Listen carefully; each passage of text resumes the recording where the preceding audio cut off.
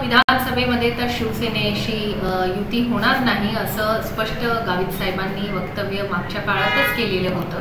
कारण मागच्या वर्षी झालेल्या लोकसभा आणि विधानसभा निवडणुकीमध्ये नंदुरबार लोकसभा आणि नंदुरबार विधानसभा दोन्ही निवडणुकांमध्ये शिवसेनेचे नेते चंद्रकांत रघुवंशी आणि त्यांच्या सर्व कार्यकर्त्यांनी भारतीय जनता पार्टीच्या विरोधात प्रचार केला होता आणि त्यानंतर सुद्धा भारतीय जनता पार्टीच्या विरोधातच त्यांची नेहमी भूमिका राहिलेली। त्यामुळे त्यांच्यासोबत युती आम्ही करणार नाही असं गावित साहेबांनी यापूर्वीच सांगितलेलं आहे। नाही, आमच्या पक्षामध्ये स्थानिक स्तरावर आम्हाला निर्णय घेण्याचा अधिकार आहे आणि स्वतः आमच्या नेत्यांनी आम्हाला स्थानिक जी काही परिस्थिती असेल त्या अनुसार आम्ही निर्णय घ्यावा असंही आम्हाला सांगितले आणि त्यामुळे नंदुरबार विधानसभेमध्ये आम्ही युती नाही करणार असं गावित साहेबांनी त्या ठिकाणी स्पष्ट सांगितलं।